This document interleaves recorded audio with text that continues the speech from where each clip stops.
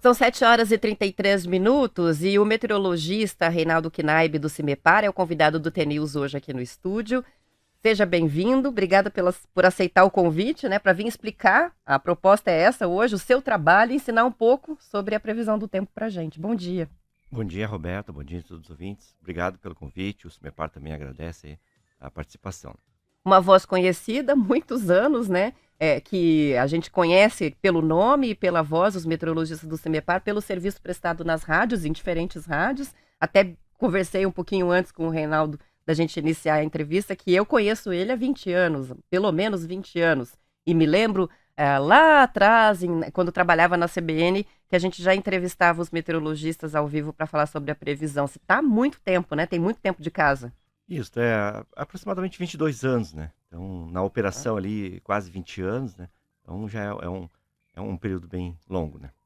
Isso aí, vamos lá. A previsão do tempo é o que a gente sabe, que é feita com base em dados que são coletados por diferentes metodologias, né? E equipamentos, né?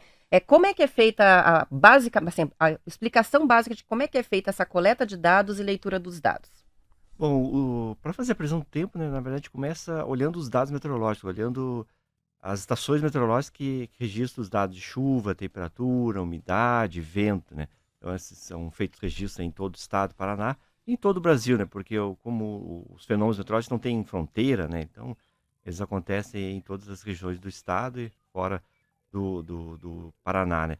Além disso, a gente utiliza outras ferramentas como radares meteorológicos, satélites meteorológicos, entre outras informações. E isso tudo é colocado num programa de computador procura reproduzir os fenômenos. Então, a gente procura reproduzir como é que é uma nuvem, como é que é uma frente fria, como é que esses fenômenos vão se comportar ao longo do tempo, né? E aí, a gente transforma isso naqueles ícones que as pessoas veem nos apps, nas páginas de previsão. Né? O que é uma estação meteorológica? Estação meteorológica é uma estação, é um instrumento que mede, tem vários instrumentos, na verdade, né? É um conjunto de instrumentos que tem o termômetro, o anemômetro, que mede registra o vento, né? A radiação solar, entre outros instrumentos. Então, ele é todo um conjunto que fica acoplado e registrando continuamente as variáveis meteorológicas. É algo grande? Como é que ele é? O visual disso como é? Não, é pequeno, né? Ele é instalado numa antena, os sensores são bastante pequenos hoje em dia, né? Por exemplo, o termômetro, né? Que é muito parecido com o termômetro aquele que os pais, as mães medem a temperatura das crianças, né? Ou enfim, das pessoas. Então, são instrumentos bastante pequenos que ficam posicionados em certos locais das cidades ou dos municípios que procuram reproduzir o que está acontecendo naquele momento, né? Então, ele fica dentro de um cercado, né? Para que não haja depredação, e aí a gente fica registrando continuamente esses dados.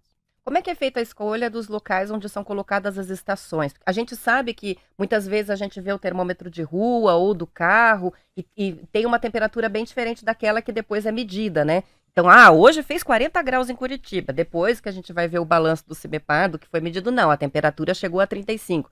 Então, qual que é a diferença, né, dos locais que a gente mede as temperaturas em geral e desses onde vocês colocam efetivamente a estação? Bom, como a ideia é reproduzir onde as pessoas vivem, né, a maior parte do tempo, né, nós procuramos, ele não fica muito próximo de grandes avenidas, de grandes fontes industriais, porque pode ter ali uma interferência dessa questão, né? Então, por exemplo, a diferença que ocorre muitas vezes ali entre aqueles termômetros de rua e dos termômetros do CIMEPAR ou de instituições que medem assim oficialmente os valores, né, está associado a isso, né? Não estão dentro das grandes cidades para não refletir a questão da urbanização e também a própria instrumentação, né? Os termômetros de rua, aqueles que a gente vê nas avenidas, são pretos. Ele fica dentro de um ambiente todo o corpo preto, ele absorve toda a energia que chega nele, então ele vai aquecer mais naturalmente que outros corpos, né? Então isso... Ainda mais ali no asfalto, né? Que também é preto. Tem o asfalto, tem a emissão do calor pela passagem dos carros, veículos, né? Então isso não vai refletir a realidade da maioria das pessoas, vai refletir o local. Se a pessoa ficar parada ali, vai sentir 45. 45 graus. porque ela também vai estar exposta ao sol direto, né? Então tem a questão, isso também, né? Os termômetros oficiais não são expostos diretamente ao sol, existe uma proteção, porque as pessoas, em geral, tirando as pessoas que trabalham ao ar livre, elas não ficam expostas diretamente várias horas ao sol, né? Então é isso que a gente procura reproduzir. E também, no entorno dessas estações meteorológicas, o gramado ele é podado, né, para que também não tenha interferência da superfície, como evaporação, evapotranspiração da planta, da vegetação. Então se toma bastante cuidado para que esse dado seja mais fidedigno possível. Qual que é a diferença entre a temperatura registrada e a sensação térmica, que a gente vê que todos os dias, inclusive no mapa ali do CEMEPAR, a gente consegue saber em cada cidade do Paraná qual é a temperatura de momento e a sensação térmica de momento. O que que é essa medição da sensação térmica? Então, a sensação, a temperatura é aquilo que a gente tá ali registrando, né? A sensação é a nossa capacidade de sentir mais calor ou menos calor ou frio, né? Aí é a capacidade fisiológica da pessoa, né?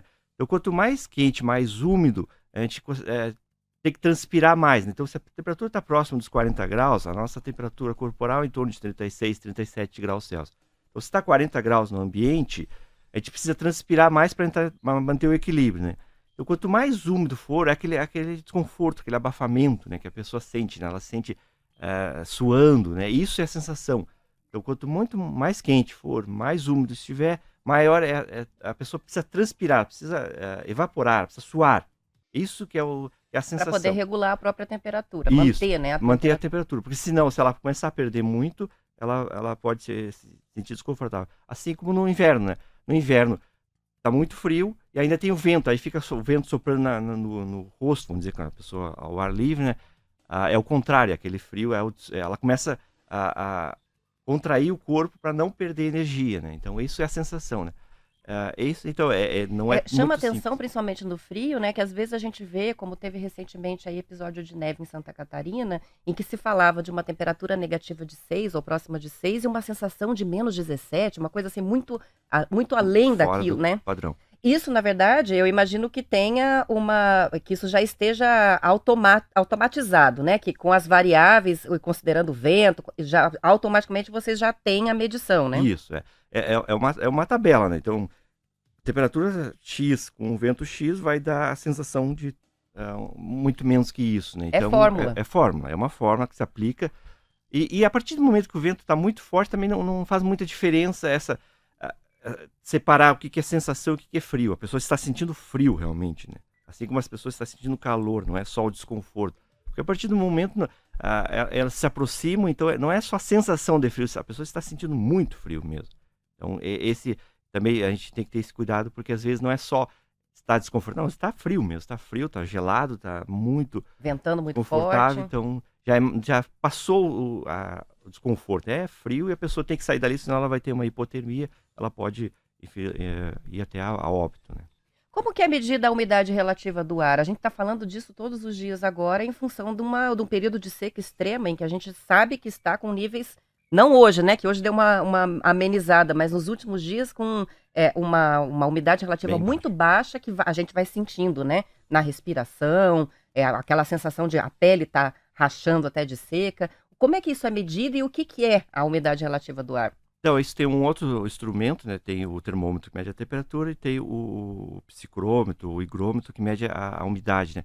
Então, na atmosfera, a capacidade do ar de assumir, conseguir concentrar o ar, a gente fala de 0 a 100% umidade relativa do ar, né? Mas, na verdade, o ar ele não consegue condensar todo 100%, ele condensa 4% no ar, né, quando a gente está respirando, né?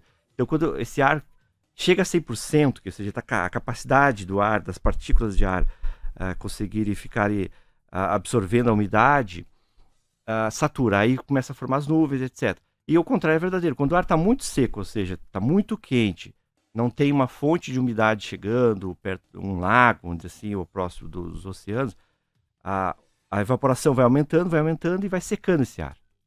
Vamos usar quando a gente seca as roupas. Sai da máquina, geralmente ela está úmida, mesmo com a centrifugação está úmida, está geladinha, né?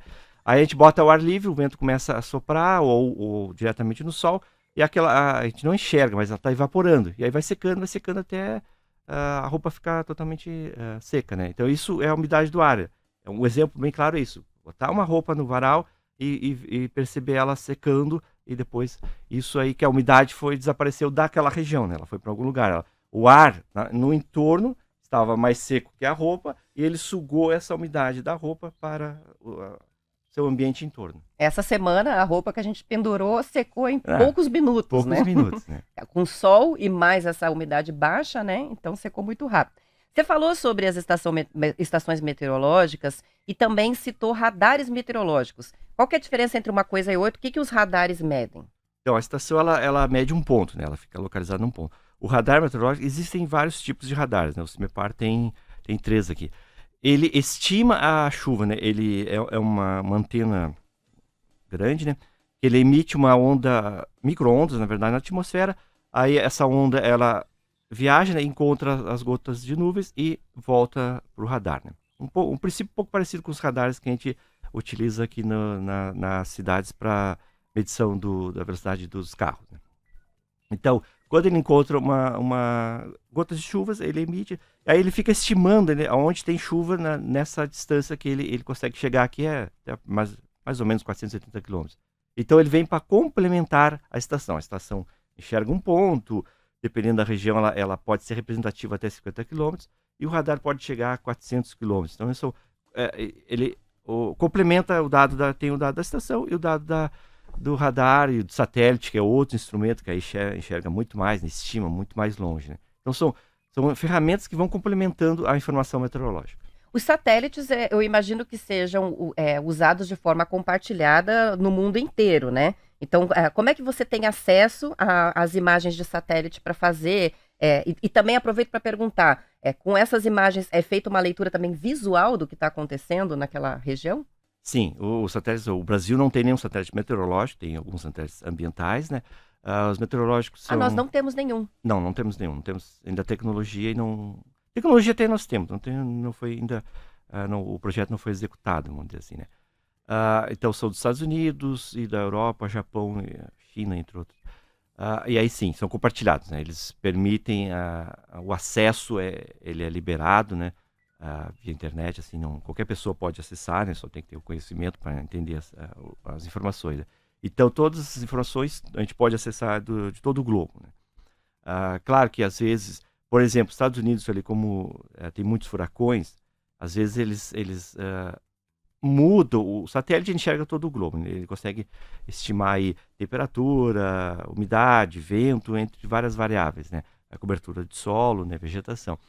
Então tem umas mudanças. Mas aqui no Brasil nós temos uma frequência a cada 10 minutos. Então, a cada 10 minutos nós temos imagens, né? E aí a gente fica acompanhando os fenômenos aí de uma escala maior. A gente não está olhando mais ao Paraná, está olhando a América do Sul, olhando os Oceano Pacífico, o Equatorial.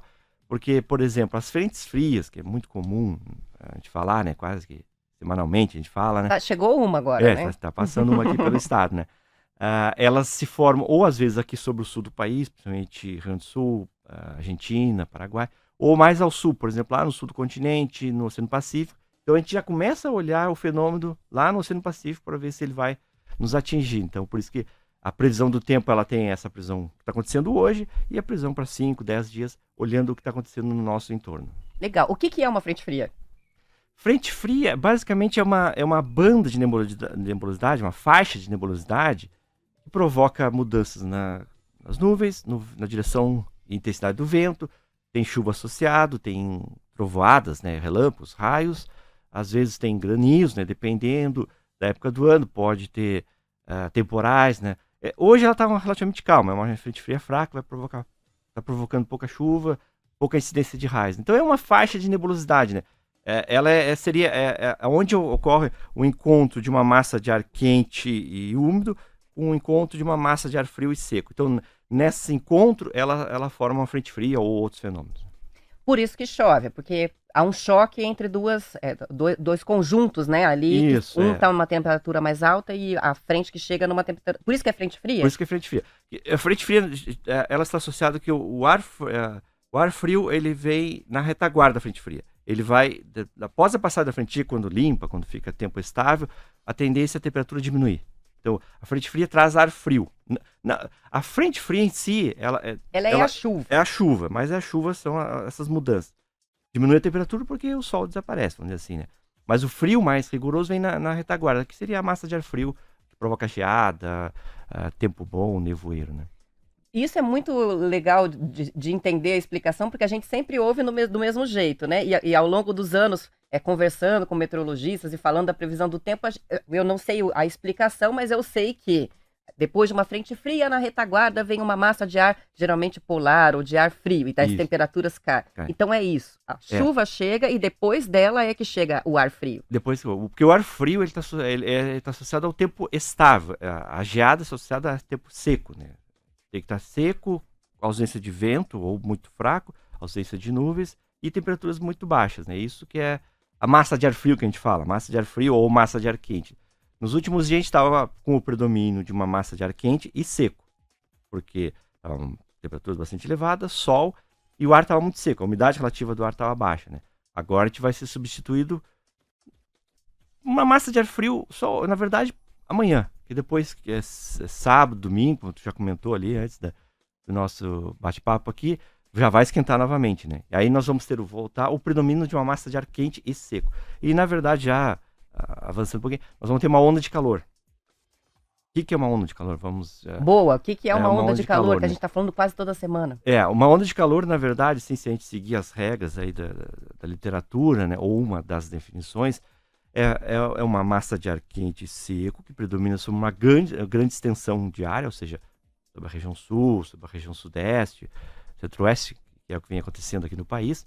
Ela vai se intensificar sobre o estado e deve ficar pelo menos predominando sobre o estado, parada, vamos dizer assim, 5 dias consecutivos, e a temperatura do ar tem que estar 5 graus também, ou mais, acima da média para aquela época do ano. E O critério é atípico. É atípico. É mais extremo. quente do que o que deveria estar. Isso, e bem mais quente e persistente. Né? E isso a gente deve registrar, com exceção do litoral, que está um pouquinho diferente.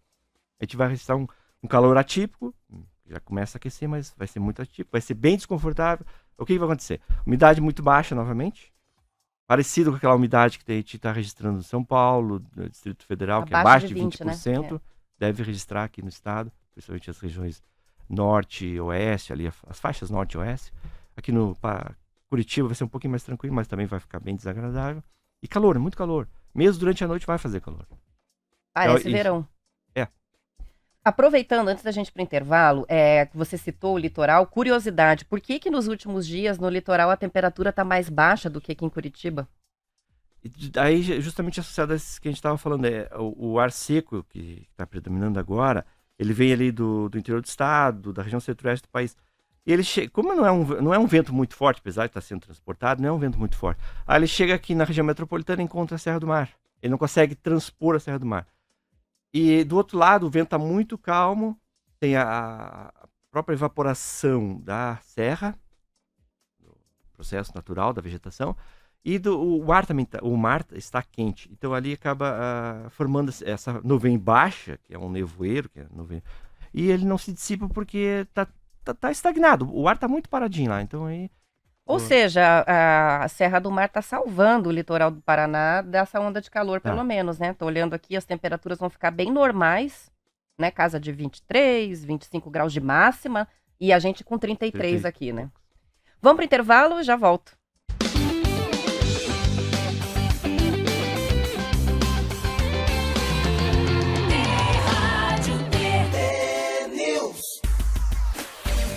São 7 horas e 54 minutos, está aqui no estúdio do TNews hoje o meteorologista do CIMEPAR, Reinaldo Knaip, explicando para a gente um monte de coisa aí sobre a previsão do tempo, fenômenos que a gente cita muito, que são os fenômenos que impactam o nosso, né, a nossa região, o nosso país, o Ninho, Laninha, ciclone tropical, também um fenômeno que a gente cita bastante. Queria que você explicasse esses três rapidamente o que são. Bom, o ciclone tropical, né, é uma área de baixa pressão, né?